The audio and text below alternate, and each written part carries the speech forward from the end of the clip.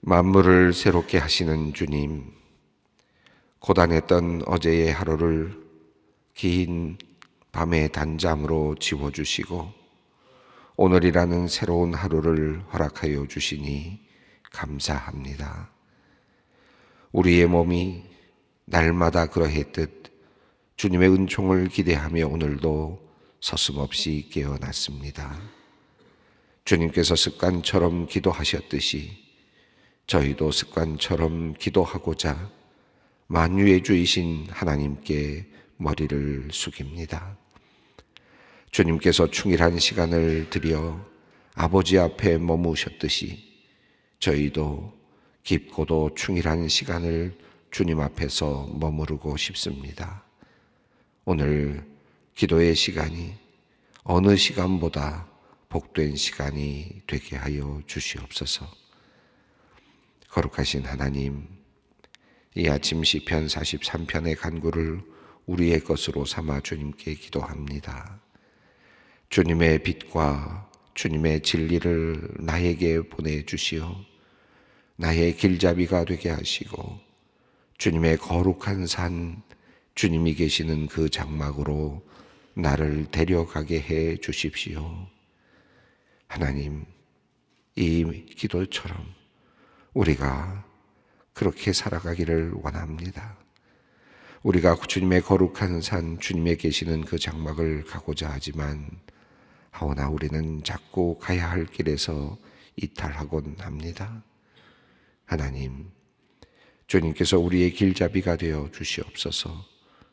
주님의 빛과 주님의 진리를 보내어 주시옵소서. 주님의 빛이 우리의 어두움을 비추면 우리는 발가벗은 듯 부끄러울 것입니다. 주님의 진리가 우리의 거짓을 들추면 우리는 비참해지고 말 것입니다. 하오나 주님, 부끄럽고 비참한 순간을 통과해야만 우리가 빛과 진리에 사로잡힐 수 있음을 잘 알고 있습니다.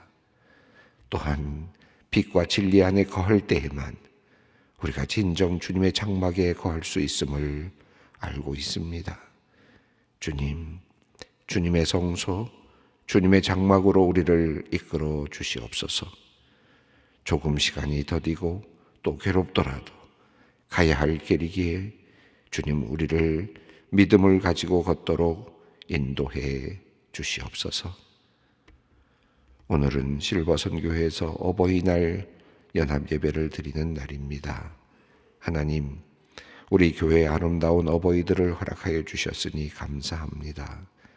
우리 교회의 어버이 원로들이 피와 땀으로 일군 터전 위에 우리 소망교회가 든든히 서 있습니다. 우리 어버이들의 삶을 하나님의 손에 맡깁니다. 성경에 이르신 대로 우리의 겉사람은 날마다 낡아가지만 우리의 속사람은 날로 새로워짐을 믿습니다. 더욱 고귀한 인격으로, 더욱 깊은 신앙으로, 아름다운 삶의 향기로 새로워지게 하시옵소서. 뜨겁게 주님을 섬기며 날마다 함께 성도들을 사랑하며 그리스도의 인격을 닮아가게 하여 주시옵소서. 2022년 장로 선거를 위해 기도합니다. 지난 주간에 장로 후보자를 심사하여 최종 후보 명단을 확정했습니다. 사도 바울이 디도에게 보낸 편지를 읽으며 장로의 장로됨을 다시 마음에 새겨봅니다. 장로는 책망할 것이 없어야 하고 한 사람의 신실한 배우자야 하며 믿는 자녀를 둔 사람이어야 한다는 말씀 속에 큰 교훈이 있음을 깨닫습니다. 하나님, 장로의 자격은 위대한 일을 하는 데 있는 것이 아니라 대단한 헌신을 하는 데 있는 것이 아니라 일상의 삶에서 아내에게, 남편에게, 자녀들에게 모범이 되는 삶을 살아가는 사람임을 주님께서 다시 확인케 하여 주시니 감사합니다. 돌이켜보니 결국 신앙인의 진면목은 가장 가까이 있는 사람을 통해 검증된다는 사실을 깨닫게 됩니다. 하나님, 우리 소망교회에 이런 귀한 장로님들을 세워주시옵소서. 이제 당회를 거쳐서 또 공동회를 거쳐가야 하는 모든 과정 가운데 주님께서 함께하여 주시기를 원합니다. 모두 장로님들을 선출하는 일에 교회가 한 마음으로 기도하며 이 선거를 진행하게 하여 주시옵소서. 무엇보다도 예비 후보자 명단에 오른 분들을 주님께서 살펴보아 주시옵소서. 한 분 한 분 주님의 귀한 자녀요 소망교회의 소중한 지체입니다.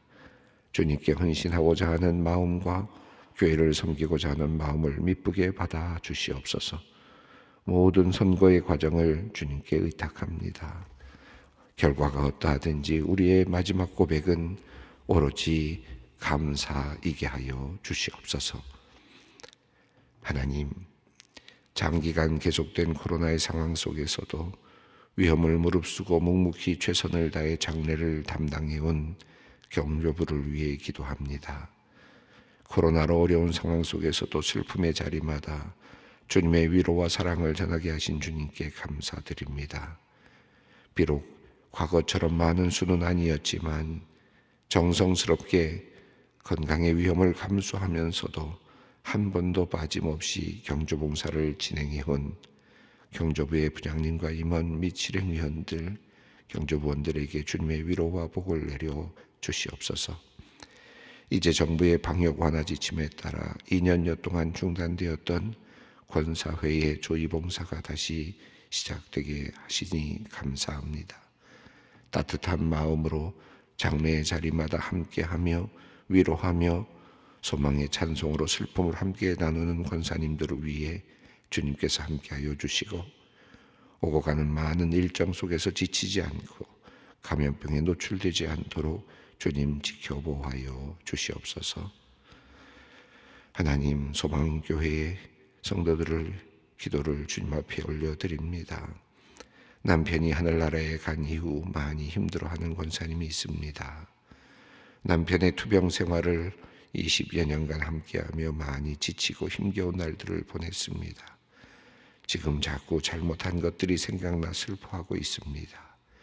죄책감과 슬픔을 벗어날 수 있는 하늘의 은혜를 허락하여 주시옵소서. 남편의 투병, 그 오랜 고통을 이겨낸 시간들을 주님께서 위로해 주시고 하늘로부터 공급되는 새로운 힘을 권사님께 허락하여 주시옵소서. 또한 따님도 힘든 시간을 보내고 있습니다. 마지막까지 아버지를 놓지 못해 연명치료를 했을 만큼 아버지와 애착이 깊었던 딸입니다. 현재 공황장애로 약물치료를 하고 있고 심장이 많이 두근거려 거려서 일상생활에 어려움이 있다고 합니다. 따님을 붙들고 있는 마음의 짐을 내려놓을 수 있도록 긍휼과 자비의 손길로 주님 함께하여 주시옵소서. 지위의 손길도 주님 허락하여 주시옵소서. 어머니와 딸이 새로운 인생의 발걸음을 내디딜 수 있도록 주님의 사랑으로 함께하여 주시옵소서. 이제 말씀 앞으로 나아갑니다. 아니, 말씀이 우리에게 나아오시도록 겸허히 기다립니다. 말씀 앞에서 우리의 마음 활짝 열기를 원합니다. 주님께서 우리 마음 깊숙이 말씀의 씨앗을 뿌려 주시옵소서. 그 씨앗을 소중히 간직하고 열심히 경작하여 우리의 삶 속에서 아름다운 열매 많이 맺히게 하여 주시옵소서. 오늘도 성령께서 함께하여 주실 것을 믿사오고 우리 주 예수 그리스도의 이름으로 기도 올리옵나이다. 아멘. 오늘 주님의 말씀은 사무엘하 23장 18절로 39절까지 말씀입니다. 사무엘하 23장 18절로 39절까지 말씀 함께 봉독하도록 하겠습니다. 또 스루야의 아들 요압의 아우 아비새이니 그는 그 세 사람의 우두머리라. 그가 그의 창을 들어 300명을 죽이고 세 사람 중에 이름을 얻었으니 그는 세 사람 중에서 가장 존귀한 자가 아니냐. 그가 그들의 우두머리가 되었으나 그러나 첫 세 사람에게는 미치지 못하였더라. 또 갑스엘의 용사 손자 여호야다의 아들 분하야이니 그는 용맹스러운 일을 행한 자라. 일찍이 모압 아리엘의 아들 둘을 죽였고 또 눈이 올 때 구덩이에 내려가서 사자 한 마리를 쳐 죽였으며 또 장대한 애굽 사람을 죽였는데 그의 손에 창이 있어도 그가 막대기를 가지고 내려가 그 애굽 사람의 손에서 창을 빼앗아 그 창으로 그를 죽였더라. 여호야다의 아들 분하야가 이런 일을 행하였으므로 세 용사 중에 이름을 얻고 30명보다 존귀하나 그러나 세 사람에게는 미치지 못하였더라. 다윗이 그를 세워 12대 대장을 삼았더라. 요압의 아우 아사엘은 30명 중에 하나요. 또 베들레헴 도도의 아들 엘하난과 하롯 사람 사뭇과 하롯 사람 엘리가와 발디 사람 헬레스와 드고와 사람 이게스의 아들 이라와 아나돗 사람 아비에셀과 후사 사람 무분네와 아호와 사람 살몬과 느도바 사람 마하레와 느도바 사람 바나의 아들 헬렉과 베냐민 자손에 속한 기브아 사람 리베의 아들 이때와 비라돈 사람 분하야와 가스 시내가에 사는 히때와 아르바 사람 아비 아볼과 바르훔 사람 아스마웻과 사알본 사람 엘라아바와 야센의 아들 요나단과 하랄 사람 삼마와 아랄 사람 사랄의 아들 아히암과 아가 사람 손자 아하베의 아들 엘리벨렉과 길로 사람 아이도벨의 아들 엘리암과 갈멜 사람 헤스레와 아랍 사람 바하레와 소바 사람 나단의 아들 이갈과 갓 사람 바니와 아몬 사람 셀렉과 스루야의 아들 요압의 무기를 잡은 자 브레오 사람 나하레와 이델 사람 이라와 이델 사람 가렙과 헷 사람 우리아라. 이상 총수가 37명이었더라. 아멘. 오늘 말씀은 어제 말씀에 이어서 다윗과 함께했던 용사들에 대한 그런 이름들이 소개되고 있는 그런 내용입니다. 앞서서 우리가 세 사람의 이름이 거명이 되었습니다. 요셉 바세벳이라고 하는 사람, 아디노라고도 불리우는 사람이었고요. 그것이 그 사람이 첫 번째 세 사람 중에 첫 번째다라고 그렇게 이름이 먼저 올라갔습니다. 그 다음에 엘르아살이라고 하는 이름이 두 번째로 올라갔고요. 그리고 세 번째로 삼마라고 하는 이름이 올라갔습니다. 이 세 사람의 이름은 실제로 사무엘의 이야기 속에서는 제대로 이 사람들의 그 행적이나 또 어떤 특별한 어떤 사건이나 이런 것들이 나타나지는 않았죠. 그럼에도 불구하고 다윗의 이 긴 왕조의 역사, 다윗이 있었던 그 왕권의 역사 속에서는 다윗이 또 최고로 삼아야 되는, 또 다윗 왕권에서는 가장 중요한 그런 용사로 꼽힐 만한 세 사람이었습니다. 그 세 사람에 대한 이야기가 하나 소개되었었는데 앞서 있는 내용처럼 바로 그 다윗이 베들레헴의 물이 먹고 싶어 했을 때에 아굴람 동굴에 있을 때의 일이죠. 초기의 일이었습니다. 그럴 때에 이 부하들 세 사람이 가서 베들레헴에 있는 물을 떠다가 다윗에게 주는 그런 사건이 있었음을 살짝 소개하고 있습니다. 이 이름은 뭐 사실 성경에 보면 요압이라든지 또 뭐 아비세라든지 다양한 더 훨씬 더 많이 나온 이름들이 있었는데도 불구하고 그들을 제치고 이 세 사람의 이름이 가장 중요한 세 용사로서 그렇게 거명이 되고 있는 것이 참 놀랍습니다. 왜 이 세 사람이 가장 귀한 용사일까? 여러 가지로 해석을 할 수도 있겠죠. 그러나 성경은 이 부분에 대해서 사실은 침묵하고 있고 우리들에게 상상력으로 다가오도록 그렇게 요청하고 있는 듯 해 보입니다. 아마도 이 세 사람에 대한 이름은 초기부터 다윗과 함께했던 그런 사람들이라고 할 수 있을 것 같습니다. 그래서 아마 다윗의 그 용사 세 사람의 앞서 있는 이름으로 거명된 것이 아닐까 그렇게 생각해 볼 수도 있겠습니다. 또 하나는 이 다윗과 나머지 그 요압이라든지 아비세라든지 이런 이름들은 다윗과 친척 관계에 있는, 형제 관계에 있는 그런 혈족 관계에 있는 그런 사람들이죠. 가까운 혈족 관계에 있는 그럼에도 불구하고 앞서 있는 그 세 사람의 이름은 다윗과 직접적인 혈족 관계, 물론 깊이 따져가면 혈족 관계에 다 연결이 되겠지만 그러나 가까운 혈족, 형제라든지 이런 이름은 아니죠. 그러니까 나중에 다윗을 만나게 되고 다윗을 찾아오게 되고 그리고 그곳에서 만나서 다윗과 함께했던 그런 부하들이고 용사들이었습니다. 그럼에도 불구하고 다윗을 정말 깊은 사랑으로 이렇게 섬겼던 그런 부하들이고 또 용맹스러운 그런 용사들이었다고 할 수 있겠습니다. 이름 없이 그리고 또 특별히 또 이름을 드러내지 않으면서도 처음부터 끝까지 일관되게 다윗을 섬겼던 그들의 이름이 다윗의 왕조에서는 매우 중요한 이름으로 이제 올라가게 된 것을 알 수 있습니다. 정치적인 관점에서 본다면 이 사람들이, 이 용사들이 뭐 큰 일을 했다고 볼 수도 없을 것 같습니다. 또 이 사람들이 어떤 일을 했는지도 정확하게 알 수는 없습니다.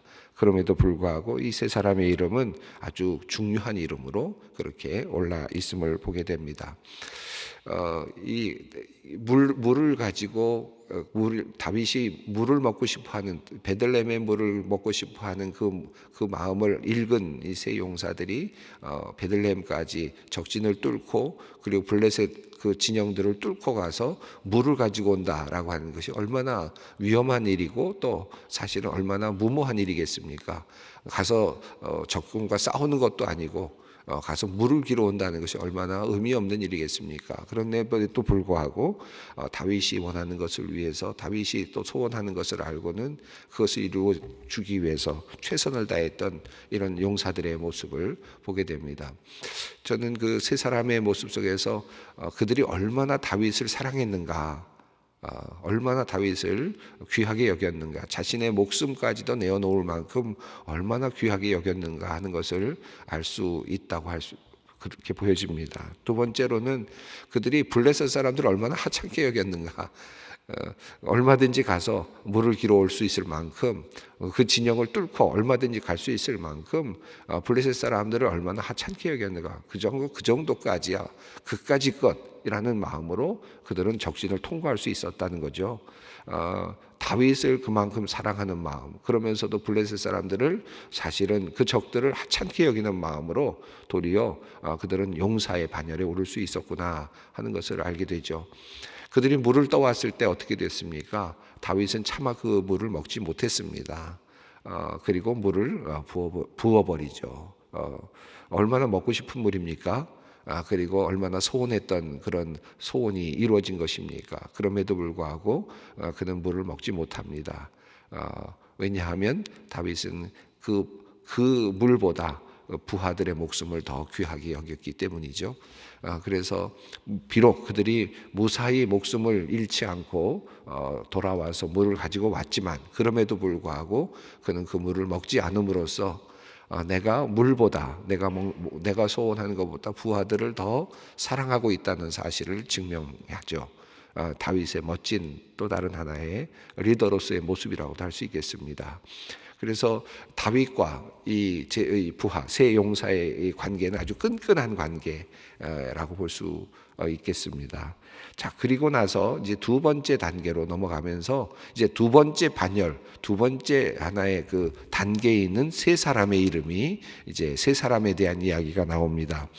우리가 자칫 약간 혼란스러울 수 있는데 여기서 나오는 또 세 사람이라는 말은 두 번째 단계에 있는 세 사람을 말합니다. 그러니까 첫 번째 단계에 있는 최고 단계에 있는 세 사람을 먼저 이름을 거명했죠.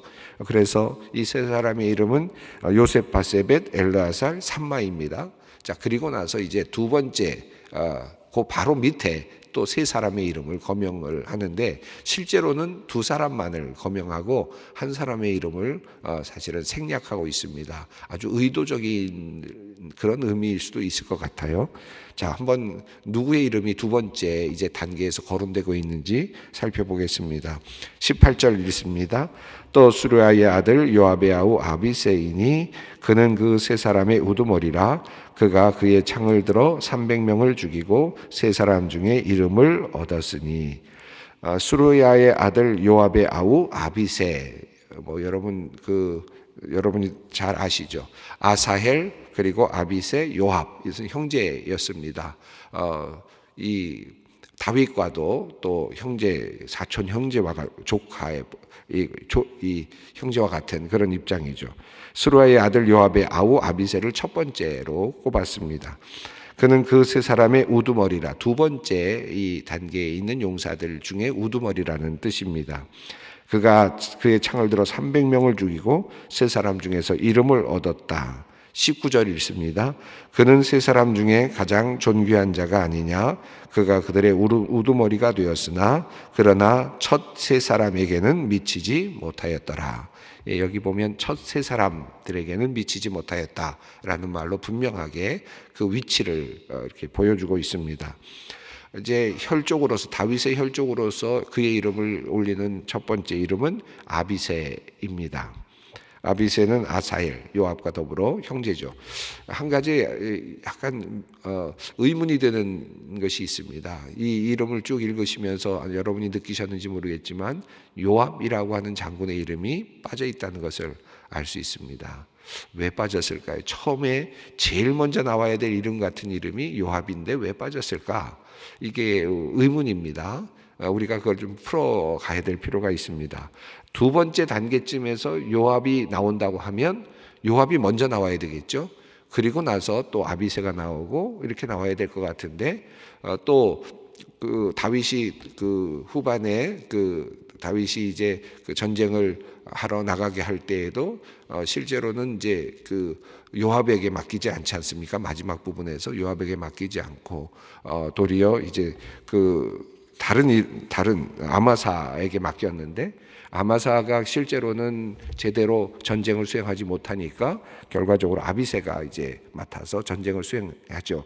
그러나 결과적으로 돌아올 때는 요압이 장군이 돼서 돌아왔던 것을 우리가 이미 살펴보았습니다. 어쨌든 요압은 아주 유능한 장군이었던 것은 분명합니다.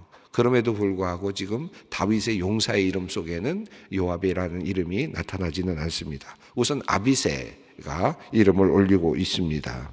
자, 두 번째 이름이 올라가는데 20절, 21절입니다. 함께 읽겠습니다. 또 갑셀의 용사 손자 여호야다의 아들 분하야이니 그는 용맹스러운 일을 행한 자라. 일찍이 모압 아리의 아들 둘을 죽였고 또 눈이 올 때에 구덩이에 내려가서 사자 한 마리를 쳐 죽였으며 또 장대한 애국 사람을 죽였는데 그의 손에 창이 있어도 그가 막대기를 가지고 내려가 그 애굽 사람의 손에서 창을 빼앗아 그 창으로 그를 죽였더라.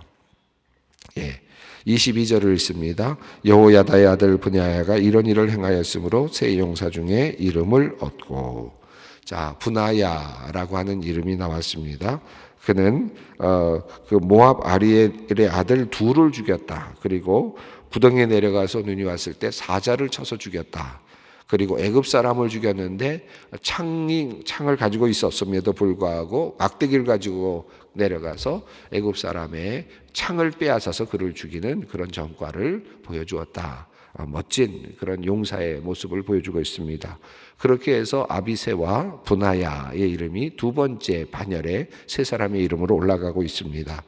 자, 그리고 나서 이제 그리고 나서 한 사람의 이름이 빠져 있습니다. 분하야에 대한 내용이 이제 23절에도 있는데요. 함께 읽어보겠습니다. 30명보다 존귀하나 그러나 세 사람에게는 미치지 못하였더라. 다윗이 그를 세워 시위대 대장을 삼았더라. 자, 분하야는 시위대 대장으로서의 역할을 감당했습니다. 한 사람의 이름이 빠지고는 이제 그리고 나서 여운을 두고 그 다음에 30명의 이름이 이제 거명이 됩니다. 24절을 읽어보겠습니다. 요압의 아우 아사엘은 30명 중에 하나요. 또 베들레헴 도도의 아들 엘하난과. 자, 제일 첫 번째 이름이 올라간 이름은 아우 아사엘입니다. 여러분, 이 아사엘은 어떤 사람입니까? 요압, 그리고 또 아비새, 그리고 아사엘. 아사엘이 열심히 아브네엘을 쫓아가다가 아브네엘에 의해서 죽임을 당하는 그런 일이 있었죠. 그래서 그만 아쉽게도 그 아브네엘의 손에 의해서 죽게 되었습니다. 그래서 그의 이름이 이제 30명의 이름 중에 제일 먼저 나오고 있습니다. 30명의 용사라고 되어 있는데 실제로 이 용사의 이름은 31명입니다. 위에 또 3명을 빼고 또 뒤에 2명이 있고 1명이 더 추가돼서 전체적으로 인원수를 따지면 36명이 이 용사의 이름 속에 나타납니다. 역대하 11장에는 46명으로 되어 있습니다. 순서가 좀 다른, 그 이름들은 거의 같지만 또 조금씩 다른 면도 있지만 아마도 그 46명의 이름은 그 왕이 즉위식 때 있었던 이름으로 볼 수 있고, 여기 나오는 이름은 이제 뒤에 이제 회고하면서 왕의 친위대의 이름으로 그렇게 거명되는 것으로 이해하면 좋을 것 같습니다. 자, 여기 보면 우선 첫 번째 이름이 아사헬로 이렇게 되어 있습니다. 자, 그리고 마지막에 보시면 쭉 이름들이 나오는데 이름들은 뭐 다 읽기도 어려울 만큼 그런 이름들입니다. 쭉 이름이 있다가 마지막에 39절 한번 읽어보겠습니다. 햇사람 우리야라 이상 총수가 37명이었더라. 햇사람 우리야라는 이름이 마지막에 거명되고 있습니다.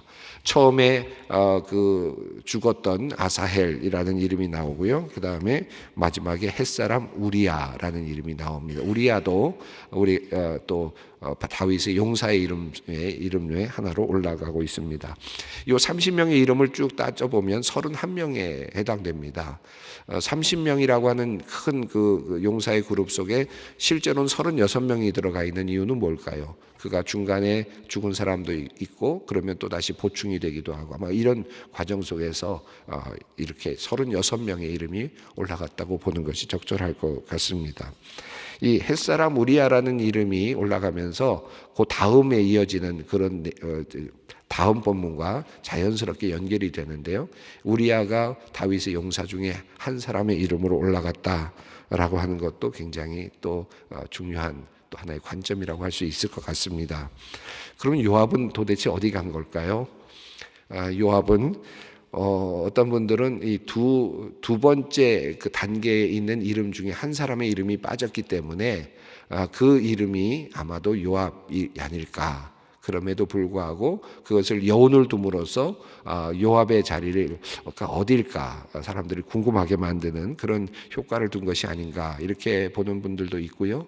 또 어떤 분들은 요압은 도리어 이 군대 장관보다는 훨씬 더 높은 위치에 있었기 때문에 도리어 아예 여기에서 빠졌다라고 그렇게 이해를 하려는 분들도 있고요.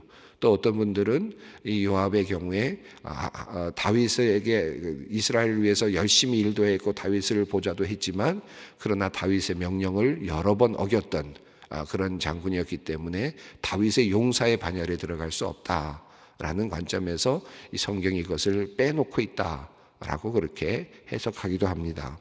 그래서 여러분이 어떤 것을 선택하실지 모르겠어요. 그런데 아마도 성경이 그럼에도 불구하고 요압이라는 이름을 이렇게 함구하고 있는 이유는 분명히 있을 것 같습니다. 30명의 이런 그 군사 용사들 중에서 요압이 군대 장관이었다라든지 한마디라도 하고 넘어갈 수도 있었음에도 불구하고 요압의 이름은 자취가 없습니다.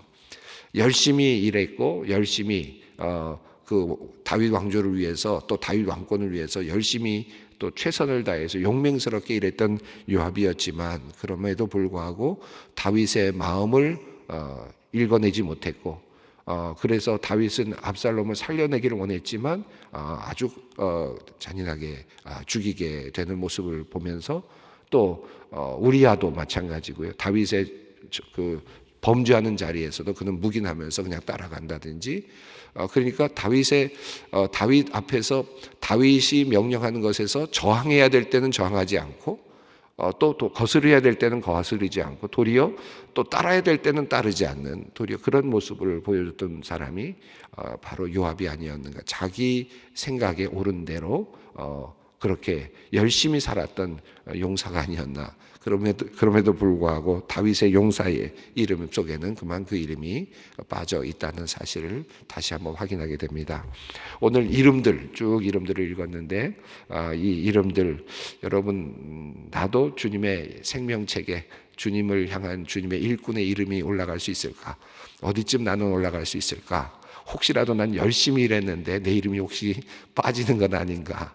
한번 여러분 마음속에 생각을 깊이 하면서 오늘 기도의 자리로 나아갔으면 좋겠습니다. 하늘에 계신 우리 아버지, 아버지의 이름을 거룩하게 하시며 아버지의 나라가 오게 하시며 아버지의 뜻이 하늘에서와 같이 땅에서도 이루어지게 하소서. 오늘 우리에게 일용할 양식을 주시고 우리가 우리에게 잘못한 사람을 용서하여 준 것 같이 우리 죄를 용서하여 주시고 우리를 시험에 빠지지 않게 하시고 악에서 구하소서. 나라와 권능과 영광이 영원히 아버지의 것입니다. 아멘.